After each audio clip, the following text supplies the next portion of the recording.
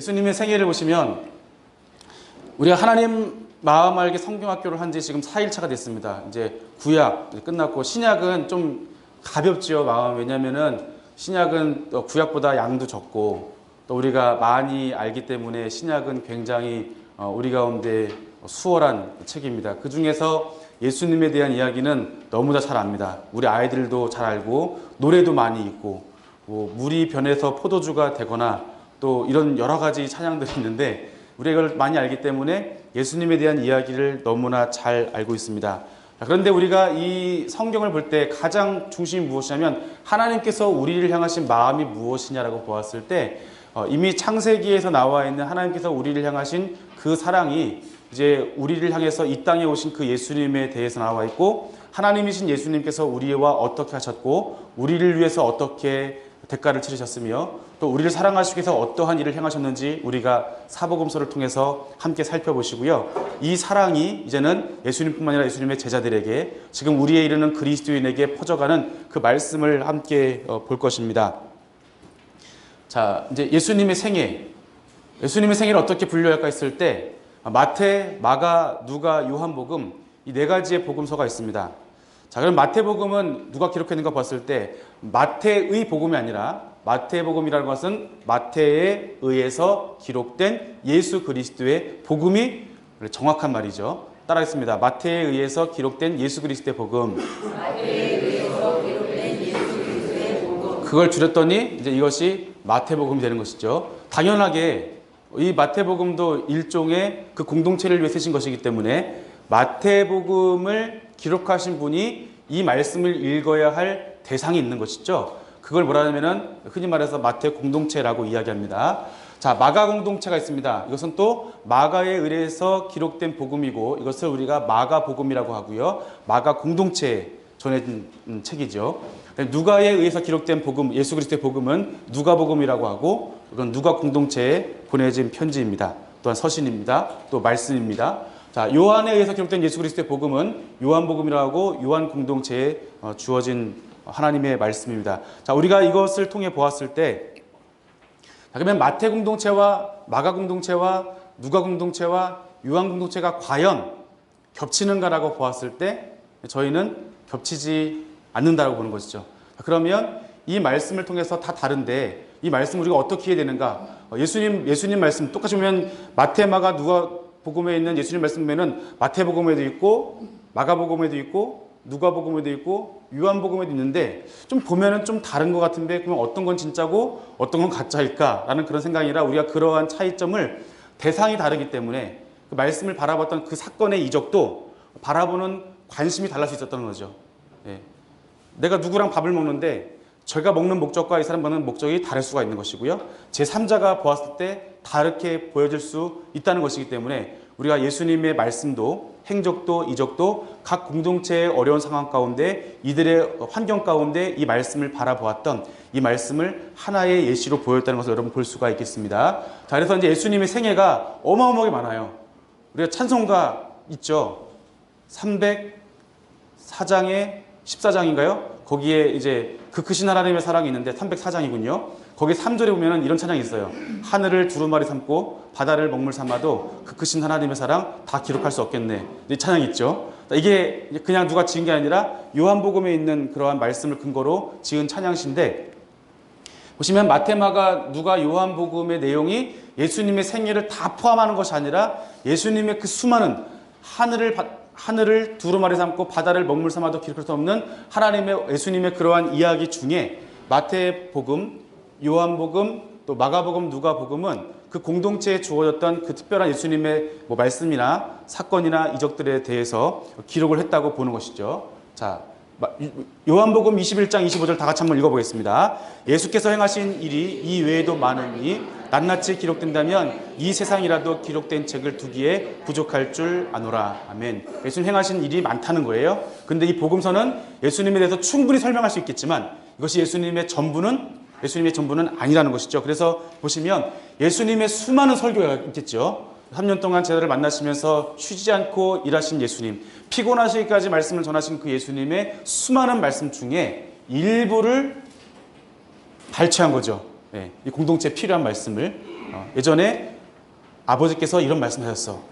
어머니께서 이런 말씀하셨어. 이런 걸 해서 누군가에게 메시지를 주기 위해서 이렇게 하는 것처럼 예수님의 수많은 설교 중에 이 마태 공동체에 필요했던 예수님의 설교를 이제 인용하는 것이죠. 그리고 예수님의 이적과 기사도 마찬가지입니다. 이적과 기사 또한 예수님의 수많은 이적과 기사 중에 마태 공동체에 필요한 이적과 기사를 이렇게 발췌해서 마태복음에 실은 것이고요. 예수님의 비유도 마찬가지고요. 또 구약의 예언도 마찬가지입니다. 수많은 구약의 예언이지만 이 중에서 약속대로 오신 그 예수 그리스도, 메시아 예수 그리스도에 대해서 마태복음은 이 수많은 설교, 이적 기사, 그리고 비유, 그리고 예언에 대해서 이것을 마태 공동체에 필요한 말씀을 이렇게 발췌해서 인용해서 마태복음을 기록하였다. 여러분 이렇게 보시면 되겠고요. 그리고 예수님의 생애를 볼 때 마태, 마가, 누가 복음에 있는 이것을 우리가 볼 때 어떻게 그 예수님의 생애를 나눌 것인가. 예수님의 공생에 3년이라 그랬는데 3년 들어보셨죠? 예수님께서 몇 살 때에 사역을 시작하였죠? 네, 이거 어디 근거죠? 예, 누가복음에 있는 근거 30세쯤에 사역을 시작하셨다. 요한복음 보니까 예수님께서 유월절에 4번 오르셨다. 마지막 유월절은 십자가 사건이니까 결과적으로는 만 3년의 시간. 그래서 예수님께서 30에 사역을 시작하시고 33세에 십자가에 죽으시고 부활하셨다고 우리가 보는 거죠. 그래서 이런 것을 기준으로 예수님의 생애를 우리가 함께 엮어가는 것입니다. 왜냐하면 예수님의 이러한 차이점에 대해서 사람들은 뭐 이 복음이 뭐 꾸며진 이야기다, 뭐 기록자의 상상력이다 그런 것이 아니라 이 말씀을 통해서 우리가 차이점이 있다고 한다면 이 공동체의 차이점이 있었고 또한 이 시기에 대한 차이점이 있었기 때문에 우리가 이런 것에 대해서 예수님에 대한 오해를 없애고 예수님께서 역사적으로 이 땅 가운데 오신 하나님의 아들 예수 그리스도임을 우리가 분명히 알기 위해서 우리가 이 차이점을 이겨나가는 이 방법으로 예수님의 생애를 반드시 우리가 살펴보아야 된다는 것이죠. 자, 예수님의 생애를 재구성해 보면 요한복음에 있는 유월절 한 번, 두 번, 세 번, 네 번 있어요. 그래서 이제 유월절 2장, 5장, 그다음에 6장, 또 7장이 있죠. 그리고 유월절 마지막 유월절인데 이걸 기준으로 우리가 그러면 여기부터 여기까지는 1년 차, 여기부터 여기까지는 2년 차, 여기서 여기까지는 3년 차가 되겠죠. 그리고 누가복음을 보니까 데오빌로 각하에게 차례대로 써보내는 것이 좋은 줄 알았노니 이 말씀 보면은 이 누가 기록자는 데오빌로라고 하는 특정 대상에게 예수님에 대한 이야기를 적는데 어떻게 해요? 차례대로. 그 중에 말씀 보시면 수많은 예수님에 대한 이야기가 사람들이 많이 기록하고 있는데 나도 특별히 데오빌로 각하를 위해서 저도 예수님에 대한 이야기를 차례대로 써보내는 것이 좋다고 생각합니다 라고 했기 때문에 누가복음의 이야기를 이제 우리가 역사의 순서로 비교적 자세하게 볼 수 있다는 것이죠. 근데 또 특이한 무엇이냐면 마가복음의 순서와 또 누가복음의 순서와 거의 일치한다는 거예요. 그걸 보면은 우리가 이걸 기준으로 볼 수 있겠고, 그 다음에 마태, 마가복음에 있는 이러한 병행 구절 있죠. 이걸 함께 우리가 배치하다 보면은 예수님의 생애를 우리가 3년 동안의 공생의 기간을 우리가 비교적 잘 나눌 수 있고, 그렇기 때문에 이 이적이나 이 기적이나 이러한 분위기가 이래서 이랬구나, 이래서 있구나. 어떨 때는 바리새인이 예수님을 좋아해요. 예수님 바리새인 사이 좋네. 어디 말씀 보니까 사이가 안 좋아요. 왜 안 좋을까 궁금하시죠? 그럴 때 좀 이따가 제가 이제 설명을 드리면 하실 수 있는 거예요. 왜냐면 그때마다 그 사람들의 대상이나 또 만나는 분들과의 관계도 있기 때문에 그러한 말씀을 우리가 함께 살펴볼 수 있겠습니다. 자, 예수님의 생애에 기준 연대가 있는데요. 누가복음 3장 23절에 예수님의 공생애를 시작하실 때 몇 세쯤이요? 30세쯤 되었다라고 보는 것이고요. 또 요한복음의 기록에 아까 말씀드린 대로 만 3년 사역하셨고 4년째 십자가의 죽음과 부활이 있다는 것이죠. 마태복음 2장에 헤롯 왕 때 동방 박사들이 그런 기록이 있는데 이때가 언제냐면 헤롯 대왕이 주전 4년에 죽어요. 그러면 예수님이 태어나신 것은 요 이전이 되겠죠. 이제 그런 걸 한번 보시면 되겠고요. 또 누가복음 2장 1절에서 2절에 보면은 이제 그 아구스도의 호적이 있는데 예수님 호적하는 이야기 있는데 이 사람의 이러한 통치 기간이 언제냐면은 주후 6년부터 9년이었다는 거. 그러면은 예수님께서 그러면은 이렇게 태어나시고 예수님 태어나실 때 호적하러 가야 되는데 그러면 이때가 예수님이 주 6년인가 9년인가 보았다고 우리가 생각하면은 예수님의 탄생 시기가 훨씬 뒤로 갈 텐데 기록에 보니까 구레네 총독이 로마에 비밀하면은 BC 2년 경에도 이 통치 기간이 있기 때문에 우리가 이것을 다시 앞으로 그러니까 이 사람의 이 기록이 전부가 아니라 다른 기록도 있기 때문에 통치 기간 앞으로 당길 수 있다는 것이죠. 그리고 BC 1년과 AD 1년 사이에는 0년이 없습니다. 그래서 이걸 종합해 보았을 때 예수님께서 이 탄생하신 시간은 BC 주전 4년경이다. 여러분 이렇게 이해하시면 되겠습니다.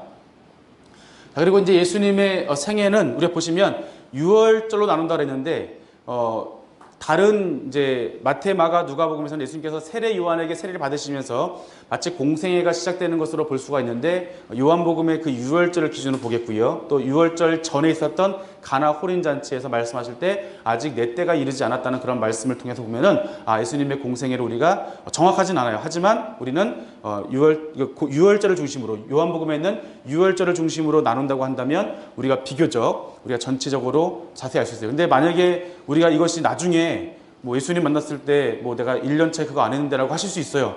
하지만 우리는 이제 말씀에 마태, 마가, 누가복음에 있는 내적 근거로, 왜냐하면 그분들이 기록한 걸 우리가 전승을 통해서 또 우리가 그 말씀을 알게 되었고 그 말씀을 우리가 경전으로 알고 그분을 믿고 따르는 이 성경 말씀에 나와 있는 그 말씀을 근거로 본 것이기 때문에 여기서 예수님도 이해하실 걸로 생각합니다. 자, 그 다음에 예수님의 이제 세례를 받으심과 가나 혼인 통해서 공생애, 이것을 그래서 우리가 이것을 공생애는 아니지만 어떤 분들은 공생애로 보기도 해요. 하지만 공생애는 아니지만 우리가 공생애 준비 기간, 이거는 볼 수도 있고 또 굳이 나누자면 나눌 수도 있다는 이야기니까 여기에 크게 의미를 두지 마시고 저희는 그냥 뭐 한다고요? 유월절을 중심으로 본다, 이렇게 이해하시면 되겠습니다. 예수님의 이 생애예요. 저 뒤에 보시면 왼쪽에 저 선풍기 오른쪽을 보시면 저 그림이 이제 이 그림인데 예수님의 이 생애에 대해서 자세하게 나왔어요. 그렇기 때문에 여러분이 이 표를 뭐 PPT도 있고 뒤에 자료도 있는데 이걸 보시면서 좀 보신다고 한다면 더 쉽게 이해할 수 있을 것입니다. 자, 이걸 보시면 예수님께서 먼저 BC 4년에 태어나셨고 예수님의 생애 여러분 다 아시죠? 예수님 태어나셨습니다. 그럼 누가 오죠? 동방박사가 오고 또 누가 오죠? 목자가 와요. 누가 먼저 왔을까요? 맞습니다. 다 공부하고 오셨나 본데요. 네, 목자가 왔고 그 다음에 동방박사가 왔는데 같이 왔을까요? 따로 왔을까요? 공부하고 오셨군요. 네, 따로 오셨죠. 당황스러운데요. 이때 제가 틀리셨습니다. 따라서 이렇게 되는데 여러분이 다 따라 따르니까 제가 심히 감사합니다. 네. 따로 오셨죠. 그 다음에 탄생이 있고 그 다음에 예수님께서 정결례를 행하신 다음에 그 다음에 동방박사가 찾아오게 되고 그 다음에 헤롯 대왕이 예수님을 죽이고자 동방박사 통해서 죽이고자 했을 때 예수님이 애국으로 피난가셨다가 소년기 이제 다시 돌아오시고 소년기 12세 때에 예루살렘에 오르시고 그것이 예수님의 유년기에 대한 전체적인 이야기입니다. 그 다음에 공생을 시작하시는데 그 사이에 이야기가 이제 없어요.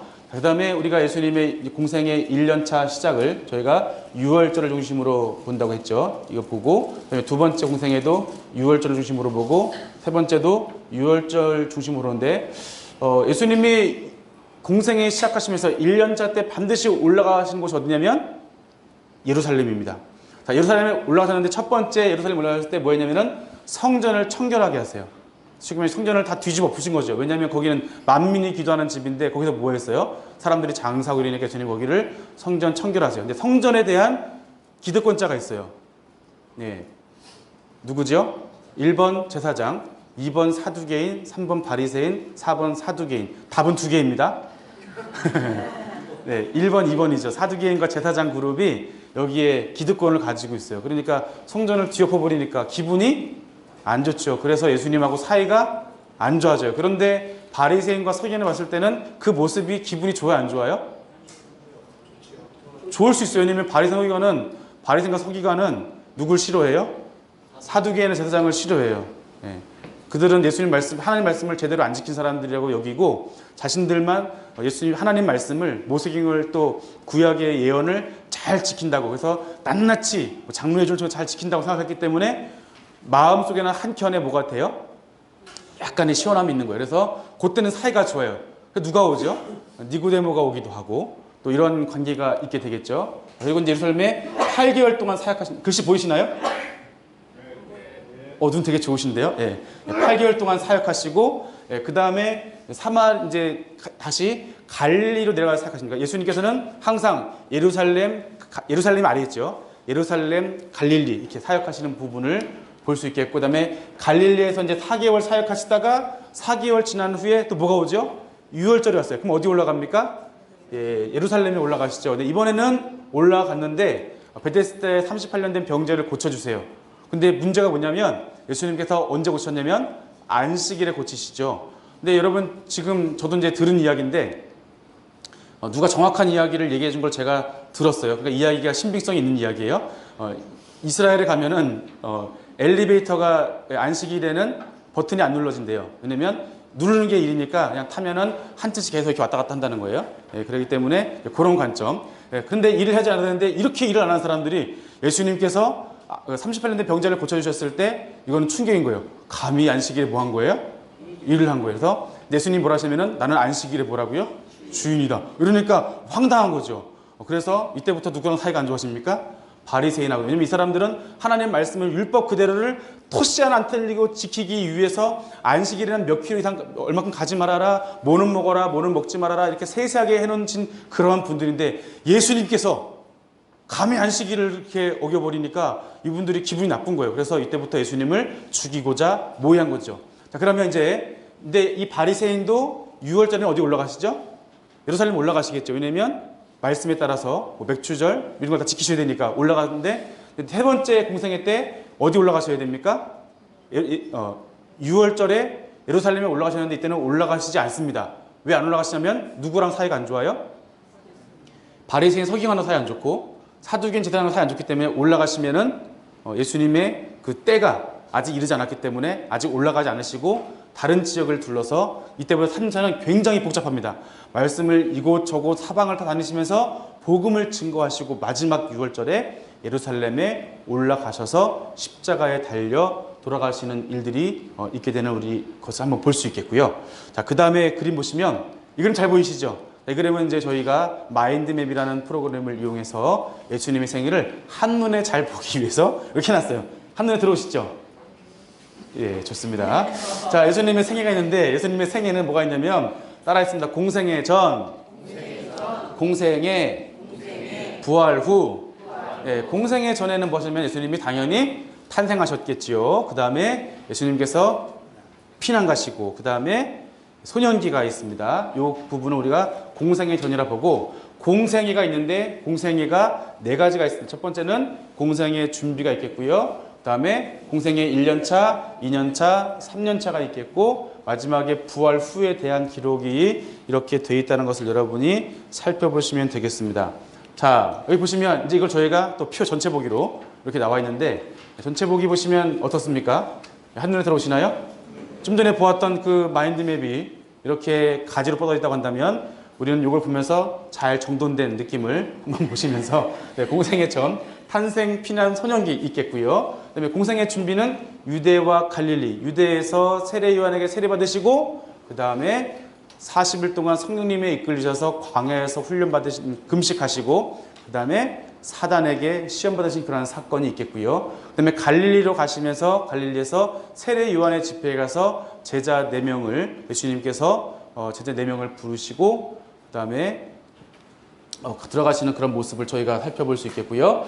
그다음에 공생애 1년차는 처음에 예루살렘 갈릴리 또 3차 안 올라가셨기 때문에 갈릴리, 그다음에 유대 베레아 지역, 예루살렘. 갈릴리 지역에서 하실 때는 이때는 특별히 이방 지역, 이쪽에 있는 두로와 시돈 지역에 또 가이사라 빌립보 이 지역을 다녀서 복음을 증거했던 모습을 볼 수 있겠고요. 유대 베레아 지역 사역하시고 그다음에 사마리아를 거쳐서 예루살렘에 올라가시는 그러한 여정으로 저희들이 함께 살펴볼 수가 있겠습니다. 부활 후에는 예루살렘에서 부활하시고 갈릴리의 제자 만나시고 다시 예루살렘에서 승천하시는 이러한 이야기들을 저희가 살펴볼 수가 있겠습니다. 자, 이제 예수님의 당시에 이러한 지도인데요. 자, 유대 지역이 어디입니까? 유대 지역이 바로 이 지역이죠. 그리고 갈릴리가 이쪽입니다. 그리고 여기에 뭐가 흐르냐면 여기에 요단강이 이렇게 흐르죠. 그래서 여기서 일로 오면 되게 좋은데 일로 안 가는 이유는 이 지역이 무슨 지역이기 때문에요? 사마리아 지역이기 때문에. 그래서 우리가 어디로 가죠? 사람들이 이 지역으로 다니죠. 이 지역으로. 여기 벳산 지역이 여기 있겠고요. 그다음에 이 지역으로 다니는데 여기 세례 요한께서 왜 요단강에 세례 베푸셨는가?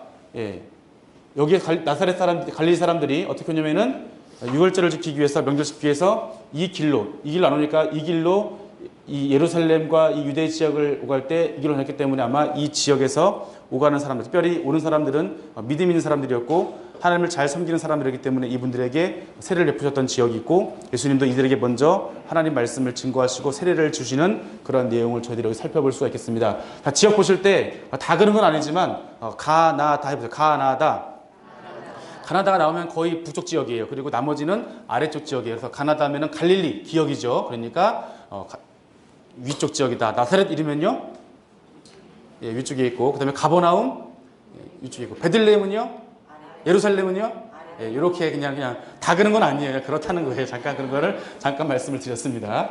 네, 위에 또 두로, 예, 두로도 위쪽에 있죠. 예, 이렇게 이해하시면 돼요. 그리고 가이사라 빌립보, 예, 북쪽에 있죠. 예, 이렇게 여러분이 이해하시면 그냥 쉽다는 것이지 꼭 그런 건 아니기 때문에 예, 유의하셔야 됩니다. 예, 생각하시고요. 예, 가다라 지방도 북쪽에 있겠죠. 네, 여리고는 이응이니까 아래쪽에 있겠고요. 예, 그렇죠. 헤브론도 아래쪽에 있겠고요. 뭐 거의 그래요. 그렇지만 조심은 하셔야 됩니다. 예, 이렇게 보시면 좋겠고요. 그 다음에 그림에서 보시면 이제 이쪽이 대가볼리 지역이죠. 원래는 유대인의 지역이었지만 나중에 이방인의 지역이 되어서 여기는 이방인의 지역이 되었고요. 그다음에 여기 가이사라 빌립보 헐몬산, 높은 산이라고 하는 헐몬산, 높은 산이 또 여기에도 있죠. 여기에도 그 다볼산이라는 높은 산이 있겠고요. 여기 두로와 시돈 페니키아 지역입니다. 여기가 베레아 지역이고요. 이렇게 여러분이 보시면 되겠고, 같은 이방인 지역이라도 유대인들은 어디랑 가냐면은 사마리아 지역은 지나가지 않았습니다. 근데 사마리아 사람들도 유대인이 지나가는 걸 좋아했을까요? 싫어했을까요? 싫어했어요. 죽이기도 했어요. 그래서 여러분들이 이걸 생각해보면 유대인만 사마리아는 싫어한 것이 아니라 나 싫어하는 사람 나도 너 좋아할 이유가 없다고 해서 사마리아 사람들도 마찬가지로 유대인을 좋아하지는 않았습니다. 그래서 예수님께서 3년 차 때 사마리아에 올라가시면서 배척을 당하셔요. 그 이유는 무엇이냐면 사마리아 사람들이 누굴 싫어하기 때문에, 유대인을 싫어하기 때문에. 사마리아인도 예수님 보고 당황하죠. 당신들이 왜 나한테 물을 달라고 합니까? 당황스러운 거죠. 왜냐하면 누구니까? 유대인이니까. 그런 걸 보시면 사마리아 사람과 유대인 사람들이 사이가 안 좋고, 특별히 유대인들은 사마리아 사람들을 누구보다, 이방인보다 더 안 좋게 봤다는 것을 여러분이 한번 생각을 해보시면 좋겠습니다. 공생의 이제 전을 보실 텐데 탄생했습니다. 예수님의 탄생이 예고가 되죠. 가브리엘 천사를 통해서 첫 번째 세례 요한에게 예수님에게 이런 탄생에 대한 예고가 있는데, 이것을 이제 뭐 수태 예고, 탄생 예고라고 하죠. 이것을 이제 구약에서는 두 분이 계셔요.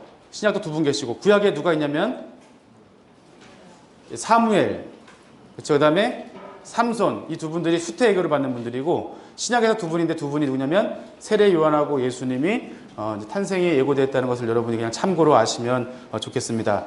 자, 그리고 이제 탄생이 예고되고요. 자, 그리고 마태복음 이제 1장 이제 22절에 보면은 이제 다 같이 한번 말씀을 읽겠습니다. 이 모든 일이 된 것은 주께서 선지자로 하신 말씀을 이루려 하심이니라. 예, 이 말씀 보시면 예수님의 탄생은 천사를 통해서 예고가 되었지만, 이 예고된 것은 천사 통해서 예고된 것뿐만 아니라 이것은 이미 구약에서 선지자로 예언된 말씀이라는 것. 예수님은 그냥 오신 것이 아니라, 예수님은 없는 인물이 아니라, 예수님은 이 땅에 오신 예수님이신데 그분은 실제로 존재하셨고, 이분은 천사로부터 뭘 받으신 거죠? 예고를 받으신 분이고, 이분은 예언서 통해서 이미 이 땅 가운데 오시기로 작정된 약속대로 오신 예수님이라는 말씀을 보실 수가 있습니다. 보라, 처녀가 잉태하여 아들을 낳을 것이요 그의 이름을 임마누엘이라 하리라. 여러분이 이사야서 보시면 이사야 7장에 이 말씀이 나옵니다. 이 말씀 나오는데 여기를 보시면 누구 시대냐면 그 아하스 왕 시대예요. 굉장히 악한 왕이죠. 구약에서 남유다 가운데 가장 악한 왕이 누구냐면 아하스와 므낫세인데, 그 아하스 때 정말 하나님의 말씀을 듣지도 않고 선지자 이사야를 보내도 말씀을 듣지 않았을 때 이렇게 표적을 줘야 너가 믿겠느냐라고 말씀하시면서 이 말씀을 주셨던 것을 우리가 함께 볼 수 있습니다. 하나님의 사랑 무엇이면 우리를 위해서 이 땅에 오시는데 그분이 누구라고 하는 것이죠? 임마누엘이죠. 우리와 함께 하신 하나님. 그리고 예수님이시죠. 예수님은 우리를 죄악 가운데 구원하시는 분이고, 임마누엘은 하나님께서 우리와 함께 하시도다. 우리를 구원하시기 위해서 살아계신 하나님께서는 말씀이 육신이 되어서 이 땅 가운데 우리와 함께 하시면서 우리와 동행동거하시고 하나님의 거룩한 나라를 이루시기 위해서 우리에게 친히 오신 하나님. 그래서 에덴에서 우리와 함께 오셨던 하나님의 그 사랑이 영원히 우리와 함께 하시기 위해서 하나님이신 예수님께서 이 땅 가운데 오셔서 우리와 동행하시고, 내가 너희 안에, 너희가 내 안에 거하면 그 말씀하시면서 우리가 주님과 영원한 동행동거하는 그런 관계를 하시기 위해서 이렇게 오셨다는 것을 우리가 볼 수가 있겠습니다. 그 다음에 예수님의 탄생과 목자들의 방문 있죠. 예수님이 탄생하시고 먼저 목자들이 방문했어요. 목자들은 굉장히 소외된 사람들입니다. 그 사람들에게 정말 세상에서 소외되고 안식일에도 일을 할 수밖에 없는 그분들에게 목자들에게 천사가 나타나서 이렇게 말씀하시는 뭐냐면 예수님의 탄생을 예고하시는 거예요. 기쁜 소식이 있다는 거예요. 너희들 지금은 힘들고 어려운 상황이지만 가난하고 나약한 사람들이지만 너희들에게 뭐가 있냐면은 기쁜 소식이 있다는 것이죠. 그 다음에 예수님께서 8일 만에 할례를 받으시고 그 다음에 33일에 정결례를 행하신 후에 그 다음에 누가 오냐면은 동방박사가 그때 오는 것이죠. 자, 그때 오는데 뭘 가지고 오느냐? 황금과 유향과 몰약을 가지고 옵니다. 황금과 유향과 몰약을 가지고 왔기 때문에 예수님께 방문한 동방박사가 몇 명이냐면 몰라요. 그렇죠. 다 공부하고 오셨어요 지금. 네. 네, 3명이에요. 3명. 3명이라고 사람들이 말해요. 근데 3명이 아니라 노래도 있잖아요. 동방박사 새사랑 그거 아니에요. 3명이 아닌 게 아니라 몰라요. 3명일 수도 있고 아닐 수 있는데 근데 그 당시 말씀에는 그 땅이 소동한지라 3명이 했는데 소동한 게 아니라 그분들이 굉장히 유명한 분들이기 때문에 그분들이 떴을 때 수행단이 왔을 수 있겠죠. 네. 그렇기 때문에 이렇게 3명이라 그 이상일 수 있다. 또 어떤 분들은 12명일 수 있다. 단지 중요한 건 무엇이냐면 3명이냐 12명이냐 뭐 40명이 중요한 것이 아니라 이분들이 드린 예물이 몇 개라는 거예요? 3개. 이게 전부 다예요. 더 이상 우리 해석은 하지 않았으면 좋겠어요. 예물이 3개예요. 그런데 황금과 유향과 몰약이 어디냐 보았을 때 이것이 황금은 뭐고 유향은 뭐고 몰약은 무엇인가 했을 때 이것이 어디에 있느냐? 이거 전부 다 있는 것이 바로 성막 안에 이 안에 있다는 거예요. 그러면은 성막은 보시면 우리의 죄를 사해 주신 분, 그거를 만지는 바, 거기에 예배드리는 자마다 하나님 앞에 죄인들이 구원을 얻는 것이죠. 우리의 죄가 정결케 되는 것이죠. 그렇기 때문에 예수님께서 성막이신 성전 되신 예수님께서 우리에게 오셔서 예수님과 함께 거할 때 예수님의 이름처럼 우리를 죄악 가운데서 구원해 주시는 그 예수님의 모습을 황금과 유향과 몰약으로 우리가 이렇게 생각해 볼 수 있다는 것입니다. 자, 예수님께서 피난 가시죠. 이제 그 헤롯이 동방박사가 방문했을 때 기분이 나빴죠. 이 땅 가운데 왕이 태어난다면 기분 나빠서 다 죽이겠다고 그랬어요. 그랬을 때 예수님께서는 천사의 그런 예언을 통해서 애굽으로 피난을 가시죠. 피난하셨다가 이제 헤롯 죽은 소식을 들으시고 나사렛으로 이제 올라오셨는데, 자, 애굽으로 가시는 이제 이러한 말씀 보시면 다 같이 말씀 읽어보겠습니다. 헤롯이 죽기까지 거기 있었으니 이는 주께서 선지자를 통하여 말씀하신 바 애굽으로부터 내 아들을 불렀다 함을 이루려 하심이라. 아멘. 이 말씀을 보시면 자, 말씀대로 이것 또한 예언돼 있다는 거예요. 말씀대로 예수님께서 피신했다는 거예요. 예수님의 오심은 성경에 이미 다 예언돼 있다는 거예요. 그래서 예수님 말씀하신 건 뭐냐면 모세와 선지자와 시편에 내가 다 있는데 너희는 그것을 뭐 한다고요? 믿지 않는다라고 말씀하시는 거죠. 바로 예수님께서는 말씀대로 오신 분이라는 것을 볼 수 있겠고요. 그 다음에 예굽에서 나사렛 오셨는데 원래 예수님의 고향이 나사렛이에요. 나사렛인데 예수님의 호적은 베들레헴이에요. 그래서 이 베들레헴도 미가서에 보면은 이제 뭐 에브라다야 뭐 베들레헴을 말씀하시는 것은 뭐냐면 여기에서 이제 예수님이 태어나신다는 것을 예언하시는데, 그러면 예수님의 이 탄생은 미가서의 말씀에서 예언되는데 그러면 나사렛에서 왜 베들레헴을 갔는가 봤을 때 예수님의 이 호적이 원래 베들레헴이었기 때문에 호적령을 내렸을 때 예수님께서 마리아가 임신했음에도 불구하고 이미 곧 낳을 때가 되었음에도 불구하고 호적을 하기 위해서 이렇게 베들레헴으로 이동하신 것을 볼 수 있겠고, 마친 후에는 어디로 가시냐면은 나사렛 고향으로 돌아가셔서 말씀을 선포하십니다.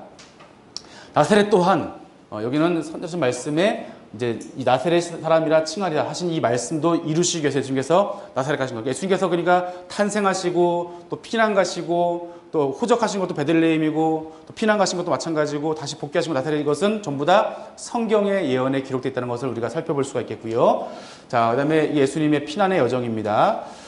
그다음에 이제 소년기 보시면 소년기 예수님께서 이제 12세 때 성전에 올라가시게 되는데 이때 올라가셔서 아마 이때가 예수님의 성인식이라고 이제 보는 것이죠. 왜냐하면 이스라엘 사람들은 12세 때 성인식을 하니까 이때 올라가는 거 보시고 사람들이 이제 가다 보니까 예수님이 안 보이는 거죠. 그랬을 때 예수님께서 이 사람들이 예수님께 올라가죠. 그런데 왜 자기 자녀가 없어졌는데 어떻게 이것을 거의 하루가 지나도록 몰랐을까 보면은 혼자 간 것이 아니라 여러 사람이 함께 했고, 아이들은 이제 뭐 이렇게 같이 가면 길을 막 뛰어가잖아요. 근데 그렇게 생각해서 했을 텐데 가보니까 없었을 때 다시 예수님께 돌아가는 이 여정이 하루 길이었어요. 그러니까 굉장히 먼 시간 동안 예수님께서는 이 시간 동안 뭐냐면은 성전에서 거기에 있는 분들하고 같이 대화하고 또 말씀을 나누는 거 보았을 때 왜 여기 계십니까? 라고 했을 때 제가 여기에 있어야 할 것을 알지 못했습니까? 보면은 예수님께서 이미 이때 가운데 사명감을 가지고 자신의 이러한 어떠한 역할을 맡으셨는지 예수님의 그러한 자의식을 했다는 것으로 저희들이 살펴볼 수가 있겠습니다.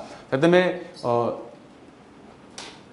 예수님께서 이제 공생의 준비를 하시죠. 공생의 준비를 보실 텐데 이제 예수님의 이 공생에는 준비기와 사역기로 나옵니다. 준비기와 사역기가 나오게 되는데 준비기는 세례를 받으신 이후부터 예루살렘에 오르시기 전까지 이런 과정을 예수님의 사역 준비다. 예수님의 공생의 준비 기간이고, 그리고 예수님의 사역 기간은 6월절에 예루살렘에 올라가서 사역하신 이러한 3년 동안의 시간을 말하고 있습니다.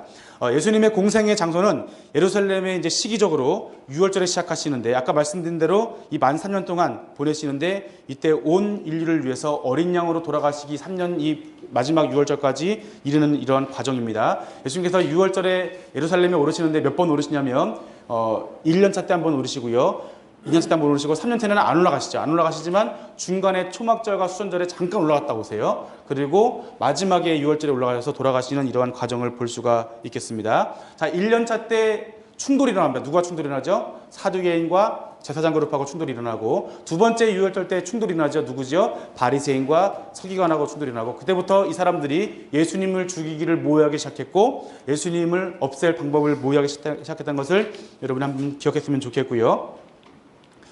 그 다음에 이제 세례 요한에게 예수님께서 이제 세례를 받으시는 이제 장면이 공생의 준비 기간을 보실 텐데, 세례 요한에게 세례를 받으십니다. 자, 그리고 세례 받으셨을 때 이때 이제 어떤 일이 일어나냐면, 이때 하늘이 열리고 하나님께 말씀하신 뭐냐면, 성령님이 비둘기같이 내리시면서 하시는 말씀이 뭐냐면, 이는 내 사랑하는 아들이다, 내 기뻐하는 자다 말씀하시면서, 이때 성부 하나님, 성자 예수님, 성령 하나님께서 함께 같이 계신 이 사건을 함께 볼 수 있겠고, 그래서 예수님께서 이 땅에 오심은 새로운 시작이라는 것이죠. 천지 창조하실 때 하나님께서 함께 천지를 창조하신 것처럼 다시 예수님께서 이 땅에 오심으로 인해서 우리에게 새로운 하나님의 나라를 확장시켜 주신 장면이죠. 그래서 예수님께서는 회개하라, 뭐가 가까이 온다고요? 천국이 가까이 온다는 거예요. 천국은 갈 수도 있죠. 우리가 죽어가는 것도 맞겠지만, 그러나 천국은 이미 하나님께서 예수님을 통해서 이 땅에 이미 오신 분이라는 것이죠. 그래서 우리가 요한계시록 보면은 이제도 계시고 전에도 계신 분, 그리고 장차 오실 분인데 그 내용이 첫 번째, 두 번째 나오는데 세 번째는 그 부분이 안 나와요. 다시 말하면 요한계시록도 예수님께서 지금 어떤 분이에요? 지금 이미 우리와 함께 하시는 하나님이라는 거예요. 그렇기 때문에 예수님 말씀대로 살라는 것이죠. 그렇기 때문에 예수님께서 이 땅에 오심은 이러한 사건을 통해서 볼 수 있는 것은, 예수님은 창조의 사역을 하신다. 새로운 창조를 이 땅 가운데 하신다는 거. 우리가 영생하신 하나님과 동행 동거하는 이런 것을 우리에게 원하셨다는 것이죠. 그걸 보시면 여러분 좋겠고요. 그 다음에 광야에 40일 동안 금식 기도하시죠. 금식 기도와 40일 마치신 후에 마귀에게 시험 받으시는데, 마귀가 시험을 세 가지 하죠. 첫 번째는 돌을 떡으로, 그 다음에는 성전에서 뛰어내려라, 세 번째는요 경배하라. 이랬을 때 예수님께서 이 모든 시험을 뭘로 이기셨죠? 말씀으로 이기셨는데요, 이 말씀을 이기신 이 내용이 전부 다 신명기 말씀이에요. 다시 말하면 예수님께서는 모세와 같이 이 말씀을 이기시는 분, 그래서 새로운 모세로서 등장하시는 모습을 볼 수 있겠고요. 어쨌든 예수님께서는 모든 시험을 이렇게 말씀으로 이겼다는 것을 여러분이 함께 살펴볼 수가 있겠습니다. 이것이 이제 시험산으로 보여지는 것이고요. 자, 그다음에 이제 갈릴리 지역에서의 준비가 있는데, 먼저 유대에서 예수님께서는 요한의 제자, 그러니까 에논 집회에서 요한의 제자 4명을 제자로 먼저 부르시고요. 베드로와 안드레와 빌립과 나다나엘 4명의 제자를 부르십니다. 그런데 이제 요한복음에 이 내용이 기록되어 있는데, 요한복음에 기록 보면 요한이 이걸 기록해 보았을 때, 물론 이 말씀에는 4명이 기록되어 있지만 우리가 보는 것은 요한이 기록한 걸 보았을 때 요한도 아마 제자 중에 이 당시에도 한 명이지 않았을까 저는 한번 생각해 볼 수 있겠고요. 그 다음에 이제 가나 혼인잔치에 예수님께서 때가 이르지 않았다는 것. 하지만 예수님께서 이 정결에 있는 돌 항아리 있죠. 돌 항아리. 사람들이 손을 씻고 들어오시는데 이 돌 항아리에 있는 물이 포도주가 변하는 이러한 사건을 통해서 무엇을 했냐면은 사람들이 이때부터 예수님을 믿기 시작을 했다는 것이죠. 그래서 안드레와 빌립과 나다나엘이 예수님을 하나님의 아들로 고백하는 일들이 있게 됩니다. 이때부터 이후에 예수님께서 유월절에 오르시면서 공생애가 시작되어집니다. 그 다음에 가버나움에 며칠 계셨다가 이제 예루살렘 갈릴리로 가시면서 이제 공생애가 시작되어지는데요. 이제 공생애 1년차를 보시면 예루살렘에서 8개월 동안 사역하십니다. 왜냐하면 이 8개월 동안 사역은 예수님께서 공생애 시작하시고요. 나중에 그 수가성 가실 때 수가성 여인에게 뭐라 말씀하셨냐면은 내가 넉 달이 지나야 추수할 때, 6월절은 추수의 계절이거든요. 추수가 지난 후에 시간이 흘렀고 사마리아성 가셨을 때 넉 달이 지나야 다시 추수된다는 걸 보시면 이제 예수님께서 계신 기간이 8개월이고 이제 4개월 남았다는 것이죠. 그래서 이제 예수님께서 예루살렘의 사역 기간을 우리가 8개월로 살펴볼 수가 있겠습니다. 자, 아까 보신 것처럼 이제 이 지역 우리가 한번 그림으로 아까 살펴보았었고요. 자, 그 다음에 예수님 공생 1년 보시면 처음에 가버나움에서 예루살렘으로 그리고 사마리아 들리신 거죠. 사마리아 들려서 수가서행 만나시고 그 다음에 갈릴리로 가시고 가버나움 가셨다가 그 다음에 가버나움이라는 곳은 이제 갈릴리 지역의 한 지역이에요. 나사렛과 가버나움이 전부 다 갈릴리 지역의 한 그 마을이라는 걸 여러분 보시면 좋겠고요. 그다음에 이렇게 해서 갈릴리 1차 순회 지역을 하신 다음에 예수님의 이제 여기가 예수님께 사역하시는 베이스 캠프 같은 곳인데 이곳에서 이제 머무시다가 다시 2년 차에 6월절에 예루살렘에 오르시는 것을 볼 수 있겠습니다. 먼저 우리가 공생의 1년 차에 하신 일들을 보시면요. 먼저 성전을 청결하게 하신 사건이 있습니다. 6월절에 일어서 예루살렘에 올라가셨을 때 성전 안에서 이런 것을 보시고 이걸 다 쏟아엎으신 이 내용을 볼 수 있겠고요. 뭐라 하시면 내 아버지의 집을 장사하는 집으로 만들지 말라라고 말씀하신 거예요. 왜냐하면 이 당시에 사람들이 대제사장이 원래 한 명이 되는데 함께 있는 거죠. 왜냐하면 이 성전 이 대제사장직을 돈으로 사고 팔기 때문에 이것이 자신이 대제사장 된 것이 돈으로 산 것이기 때문에 이것을 메꾸기 위해서 이 사람들이 이러한 로마 정부와 결탁을 맺어서 여기서 장사하는 것을 허용하게 되었고 그래서 자신들의 이 수익을 위해서 아까 말한 것처럼 그 짐승 가지고 오는 이러한 동물도 성전에서 준비한 것들로 사게 하고 그러니까 폭리를 취하는 것이죠. 우리가 뭐 휴가철이나 명절 때 되면은 어떤 물건이 다 폭리하는 것처럼 이때 굉장히 수요가 많기 때문에 폭리를 취해서 하는 거예요. 만약에 뭐 양이 한 마리에 뭐 10만 원인데 이 당시 되면 뭐 40만 원에 팔고 그러면 30만 원의 차액을 느끼고 그 로마의 돈으로 썼기 때문에 성전의 세겔로 바꾸는 이러한 환차액을 이용한 것이죠. 이렇게 해서 막대한 부를 거둘 때 예수님께서는 이곳을 장사하는 집으로 만들지 말라는 거예요. 하나님께 예배하는 것, 하나님 만나기 위해서 우리를 구원하시고 우리를 사랑하시는 그 하나님께 모든 기간을 기념하기 위해서 온 또 하나님의 그 구원의 고백, 감사의 고백을 하러 온 사람들이 그 사람들을 대상으로 뭐 하는 겁니까? 장사하기 때문에 예수님께 그것을 그렇게 하지 말라고 말씀해서 뒤집어 엎으시는 모습을 함께 살펴볼 수가 있겠습니다. 그다음에 이제 8개월 동안 사역하시는 가운데 이때 사람들이 어떤 것이냐면 예수님께서는 그러니까 이 사람들이 예수님뿐만 아니라 많은 사람들이 누굴 기다리면 메시아를 기다려요. 메시아는 누구냐면 메시아가 우리에게 메시아는 예수님이신 하나님이신 예수님이지만 이 당시에 사람들이 인식하는 메시아는 꼭 신이 아니어도 돼요. 우리에게 뭐만 주면 돼요? 우리에게 진정한 독립을 주신 사람은 그 사람을 메시아로 봤다는 거예요. 그래서 어떤 선지자나 어떤 사람이 왔을 때 당신이 오실 그분입니까? 이렇게 묻는 거예요.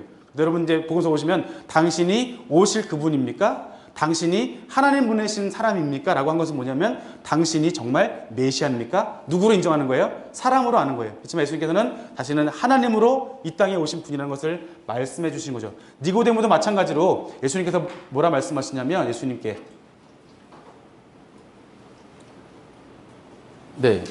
말씀하신 것은 당신이 하나님 보내신 사람입니까? 라고 물었을 때 예수님께서 뭐라 말씀하시냐면 내가 광야에서 뱀을 든 것까지 인자도 들려야 되리라. 그러니까 예수님께서는 특별히 요한복음에서는 표적으로 말씀하시는데 표적을 주시는 이유는 무엇이냐면 그 사람들로 하여금 믿게 하기 위해서 보여준 것이죠. 예수님께서 이 장대에 높여 들려서 사람들이 구원받은 것처럼 인자도 이렇게 해서야 사람이 믿게 될 것이고 영생할 것이다. 너에게 진정한 하나님의 나라가 임할 것이라는 것을 니고데모를 통해서 말씀해 준 장면을 볼 수 있습니다. 후에 니고데모 같은 경우는 예수님의 무덤을 준비한 사람으로 우리가 볼 수 있겠고요. 자, 그 다음에 저희들이 이제 사마리아 사역인데 예수님께서 니고데모 만나시고 8개월 동안 사역을 하시는 가운데 어디 가시냐면 사마리아 지역을 가십니다. 수가성 여인에 가셔서 하시는 말씀이 뭐냐면 그 여인도 궁금한 거예요. 이 세겜 땅, 사마리아 땅이죠. 여기에서 예배하는 것이 맞습니까? 아니면 당신들의 조상인 유대에 있는 예루살렘에서 예배하는 거 맞습니까? 했을 때 하나님은 영과 진리로 예배하는 자를 찾으신다는 거예요. 영과 진리를 보자면 영은 성령님이고요. 진리는 말씀이죠. 그래서 말씀과 성령 가운데 예배드리는 자가 참된 하나님께 예배드리는 사람이라는 것. 장소가 중요하지 않다는 것을 이 여인에게 말씀을 해 주십니다. 그 다음에 이제 갈릴리 사역인데요. 가나에서 나사렛, 가버나움, 온 갈릴리, 가버나움의 지역으로 갈릴리 지역, 전부 다 갈릴리 지역입니다. 이 지역을 다니시면서 복음을 전하십니다. 첫 번째 왕의 신화를 고치시고요. 고향에서 배척을 당하시죠. 예수님께 배척을 당하시는데 예수님께서 이 가운데서 이적을 행하셔도 믿지 않는 거죠. 그래서 사람들이 예수님 배척을 당하시고 그 다음에 이걸 통해서 가버나움, 갈릴리의 가버나움을 하셔서 이제 그 사역의 장소를 정하시고 이곳을 중심으로 공생애의 말씀을 전하시는 모습을 볼 수가 있습니다. 그래서 가버나움에서 제자를 부르시고 다시 갈릴리 복음을 전파하십니다. 그러니까 이 제자를 부르시는 것은 처음부터 12명을 다 부르시고서 공생애 시작한 것이 아니라 처음에는 4명을 부르시고 그 다음에 7명 되었다가 2년차 때 12명을 부르시고 하나님의 말씀을 전하시는 그 모습을 저희들이 살펴볼 수가 있겠습니다. 자, 그 다음에 여기 가버나움이고요. 이제 그 다음에 갈릴리 사역을 하시고 온 갈릴리 다니시면서 1차 순회 전도를 하시고 그 다음에 여기서 레위 마태를 부르시죠. 레위 마태가 세리이기 때문에 이 사람들을 부르실 때 예수님께서 예수님을 정죄하죠. 왜냐하면 왜 죄인과 세리와 밥을 못 냈을 때 예수님께서 오신 목적은 의인을 위해 오신 것이 아니라 누구를 위해서요?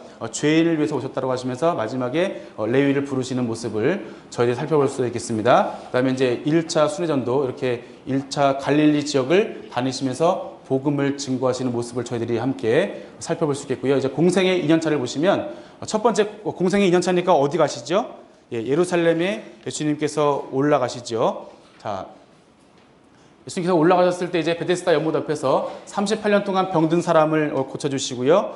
자, 그래서 예수님께서는 명절에서 이제 올라가셨고 이때 베데스다 연못 38년 된 병자를 고쳐주셨을 때 안식일을 주셨기 때문에 아들에 대한 논쟁이 있었고요.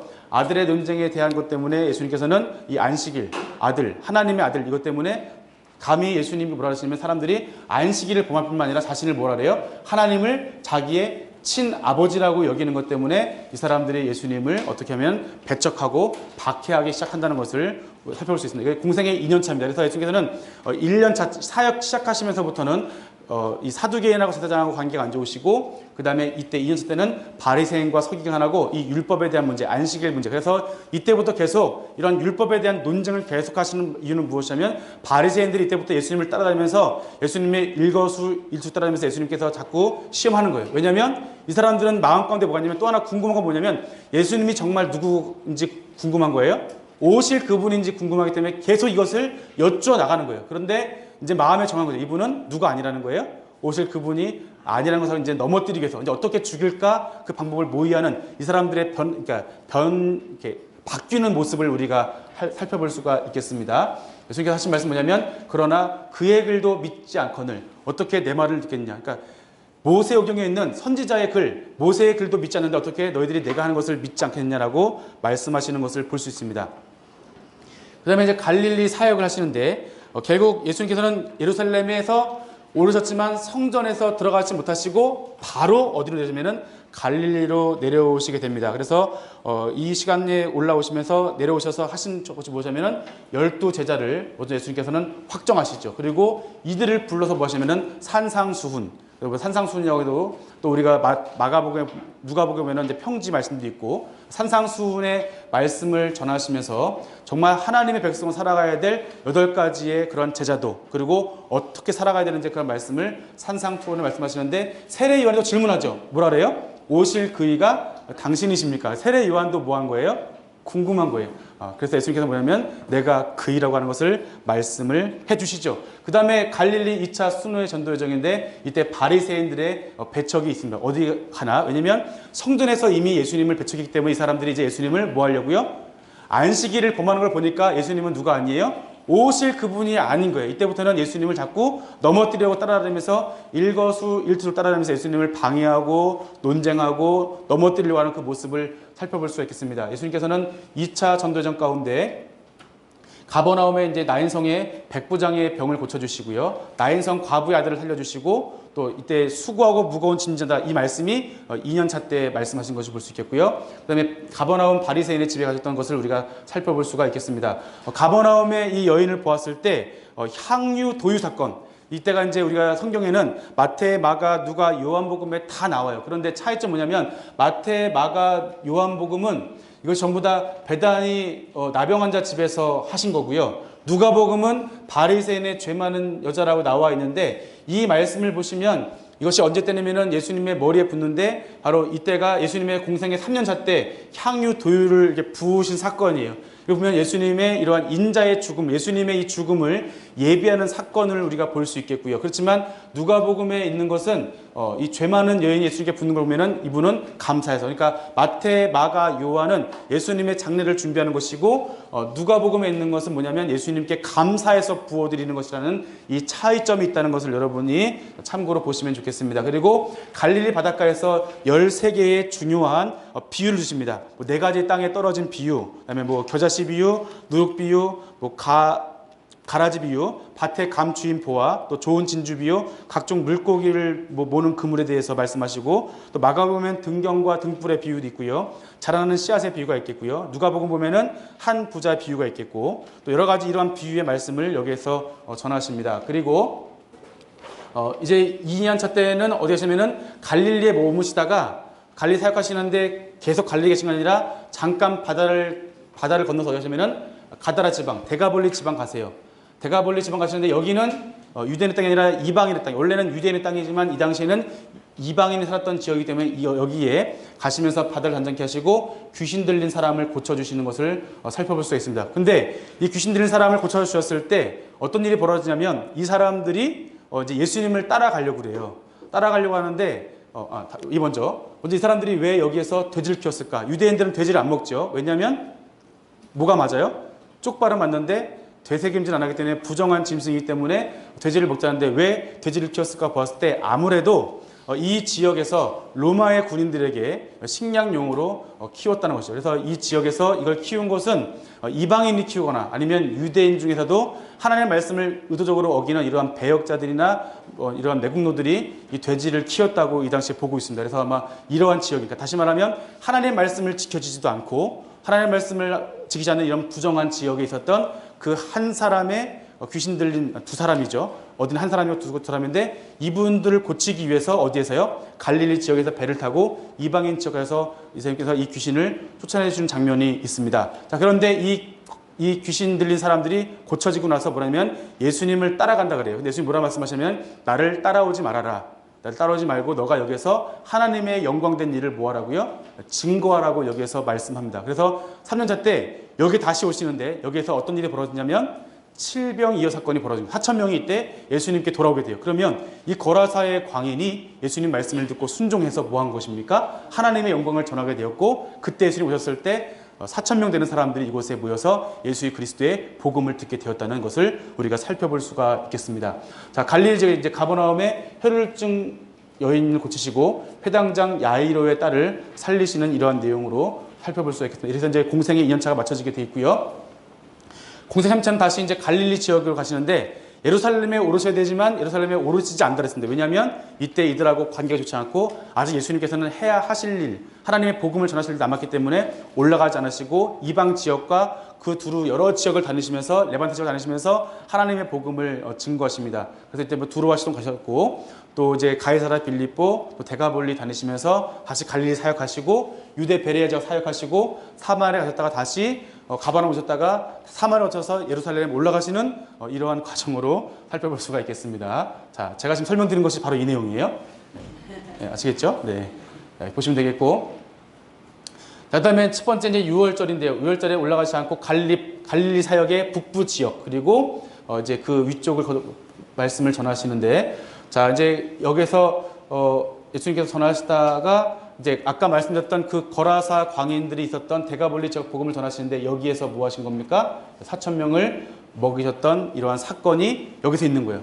누구 때문에? 예수님 말씀에 듣고 순종한 거라사 광인을 위해서 뭐가 맺어진 거예요? 복음의 열매가 맺혀지게 된 것을 우리가 살펴볼 수가 있습니다. 또다가 누가복음 들으실 때 이거 한번 기억하시면 누가복음을 이해하실 때 많은 도움이 될 겁니다. 그다음에 이제 가올라니티스의 가이사라 빌립보에서 이때 뭐 하냐면은 이제 그 예수님께서 너희들은 나를 누구라 하느냐 이런 고백이 여기서 있게 되죠. 그래서 예수님에 대한 이러한 고백, 주는 그리스도시요 살아계신 하나님의 아들이신다라고 하는 고백은 언제 있어지면은 3년차 때 있어지는 거죠. 그리고 이 고백 후에 예수님께서 뭘 말씀하시면 이때부터 순환을 예고하시고 십자가와 부활을 이때부터 말씀하시는 거예요. 그러니까 십자가와 부활, 예수님의 순환 예고는 언제예요? 3년차 때 있어지는데, 근데 문제는 뭐냐면 이 말씀을 할 때 제자들은 항상 뭐예요?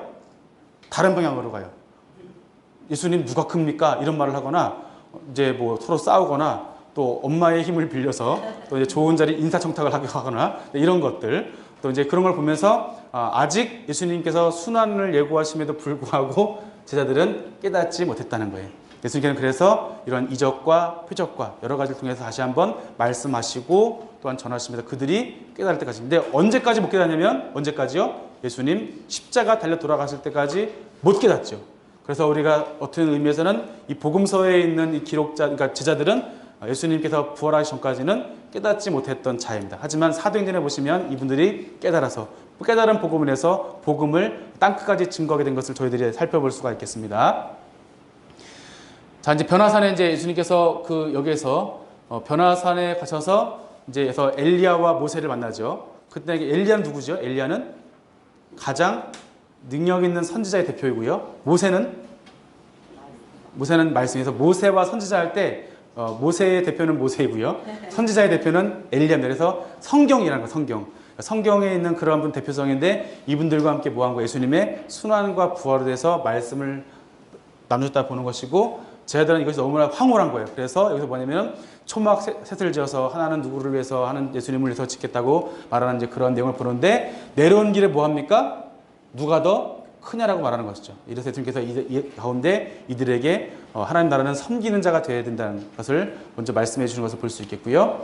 자, 그 다음에 갈릴리 사역인데 말씀처럼 누가 더 크냐? 저희들을 이때부터 이제 훈련시켜 주시죠. 그 다음에 예루살렘으로 다시 가는 길이죠. 사마리아를 이제 통과하시는데 이때 사마리아에서 제자가 되고 싶어하는 세 사람 만나십니다. 그래서 어떤 사람에게는 여우도 뭐 했지만 나는 머리둘 곳도 없다 말씀하시기도 하고, 그렇지만 어떤 사람은 제가 나중에 따라가니까 너는 나를 뭐하라고요? 따르라 라고 말씀하시면서 준비된 자, 결단된 자를 부르시는 그런 모습을 볼 수 있겠고요. 그 다음에 사마리아에서 70일 전선을 둘씩 짝을 지어서 베레아 지방에서 파송하시면서 복음을 전하시는 것을 저희들이 살펴볼 수 있겠고, 초막절의 중간과 끝에 예루살렘 성전에서 말씀을 증거하십니다. 그래서 이 초막절이라고 하는 것은 뭐냐면 이 초막절을 왜 짓냐면은 하나님께서 구원하신 것. 그러니까 이스라엘 백성들은 초막절을 짓고 초막절 텐트에 있으면은 이 초막절을 왜 졌어요? 그러면은 이게 애굽에서부터 있었던 그런 이야기를 해준 걸 보았을 때 이 초막절의 진정한 의미는 무엇인지 예수님께서 이때 사람들에게 가르치셨다라고 하는 것을 볼 수 있겠고요. 그 다음에 수전절에 잠깐 올라가시죠. 자, 그리고 이제 3년차 때 예루살렘을 아예 안 올라가신 게 아니라 올라가셨는데 6월절에 안 올라가신 것이고 초막절과 수전절에는 올라가셨다는 것을 여러분이 살펴볼 수 있겠습니다. 그 다음에 유대 베레아지에 사역하시는데 마리아와 마르다 만나셨고, 그 다음에 유대 베레아에서 예수님의 가르침이 있었고 날 때부터 수경되는 데를 고치셨다는 것이죠. 이 또 표적이죠. 날 때부터 하나님을 볼 수 없는 자, 세상을 볼 수 없는 그러한 자에게 예수님께서 새로운 눈을 뜨게 해주는 것을 볼 수 있겠고요. 수전절에서 목자와 양에 대해서 예수님께서 말씀을 전하시는 모습을 볼 수 있겠고, 그 다음에 다시 이제 베다니에서 나사로를 살리십니다. 나사로 살리실 때 어떤 일이 있냐면 사람들이 이걸 통해서 예수님을 믿게 되었지만 바리새인과 서기관들과 이 사람들은 이제 하나가 되어서 예수님을 본격적으로 뭐 하기로요? 죽이기로 모이기 시작한 것이 바로 이때부터입니다. 3년차 때 이때부터 예수님을 죽이기 위한 모임. 예수님은 또 이 가운데 급하게 사람들에게 이곳저곳 다니시면서 복음을 증거하시는 이런 여정이 함께 있다는 것을 여러분이 보시면 좋겠습니다. 10명의 나병 환자의 모습이 있는데 이것도 보시면 10명의 나병 환자 중에 예수님께 살해한 사람, 감사를 표시한 사람이 누구죠? 사마리아 사람이에요. 그걸 통해서 보시면 좀 이따가 누가복음 보실 때 조금 더 이해하기 편할 거예요. 지금은 이해 못하시지 모르면 누가복음 하실 때 제가 설명을 다시 드리겠습니다. 사마리아에 있는 10명의 나병 환자 고치시고 예수님과 이 어린아이들에게 오는 것을 막지 말아라, 용납하라는 것을 말씀하고 어린애들과 같이 자기를 낮추지 않은 사람은 하나님 나라에 이를 수 없다는 것을 말씀해 주시죠. 자, 그다음에 이제 부자 청년의 말씀이 있겠고, 그다음에 소경 바디메오를 고치시고 예루살렘으로 들어오시는 길에 삭개오를 만나십니다. 삭개오도 어디에 있죠? 네, 누가복음에 있죠. 네, 누가복음 있다는 것을 여러분이 좀 기억하시면 조금 더 이해하실 때 좀 편하실 것이고요. 삭개오를 만나시는 모습 볼 수 있겠고요. 그다음에 사람들이 이제 예수님을 이제 죽이려고 모의를 하고, 아까 그 이제 마리아가 향유를 붓는 사건, 이제 향유 도유가 있는데, 아까 마태복음, 마가복음, 요한복음은 언제요? 공생의 3년차 때라니까 이게 같은 시대이고요. 아까 그 누가복음 같은 경우만 예수님께 감사의 표시를 하기 위해서 했다는 것을 여러분이 구별해서 이해하시면 되겠습니다. 또 이제 예수님의 이제 예루살렘 사역인데요. 나귀를 타시고 예루살렘에 입성하시고 주일날에요. 그다음에 월요일날에는 두 번째 성전 수청하십니다. 그러니까 이제 마태복음, 마가복음, 누가복음에 있는 성전 수청은 어디에 있는 거냐면 전부 다 이제 여기에 있는 것이죠. 여기에 있는 것이고, 자, 그 다음에 이제 그 예수님께서 첫 번째 오르신 첫 번째 생경 청결은 요한복음에 있는 그 차이점을 여러분 보시면 좋겠습니다. 자, 그 다음에 이제 유월절 만찬과 잡히심, 이제 철야 신문과 베드로의 배반이 이제 있게 되겠고요. 그 다음에 예수님께서 이제 십자가에 달려 돌아가시는 이러한 여정으로 여러분이 함께 보시면 되겠습니다. 자, 그 다음에 이제 이것은 가상칠언, 십자가에서 하신 7가지 말을 우리가 가상칠언이다 이렇게 말씀을 하고요. 그 다음에 이제 부활 후에는 예수님께서는 이제 부활 후에 나타나신 곳이 예루살렘이겠고요. 자, 예루살렘에 나타나셔서 이제 파수꾼을 했고, 엠마오 도상에서 나타나셨고, 제자들에게 나타나신 것을 저희들이 살펴볼 수 있겠고요. 자, 그 다음에 갈릴리 사역, 갈릴리에서 7 제자에 나타나시고 베드로와의 대화가 있습니다. 너가 나를 사랑하느냐? 이 말씀에 이런 대화가 이 가운데 있고, 마지막에 예수님께서는 이제 마지막에 예루살렘에 올라가셔서 당부의 말씀을 하시고, 그 다음에 재림을 약속하시고 승천하시는 그러한 이야기로 저희들이 함께 살펴볼 수가 있겠습니다. 자, 그리고 이제 마지막 보시면 사도행전의 1장 8절 말씀도 뭐냐면 예수님께서 직접 하신 말씀이죠. 예수님께서는 이 복음서에 뿐만 아니라 각 복음서에 이제 각 서신서나 사도행전에는 나와 있고, 다른 서신서에서는 좀 간접적으로 이런 것이 나와 있다는 것을 여러분이 살펴보시면 되겠고, 마지막에 승천하시면서 예수님의 생애가 마쳐지게 됩니다.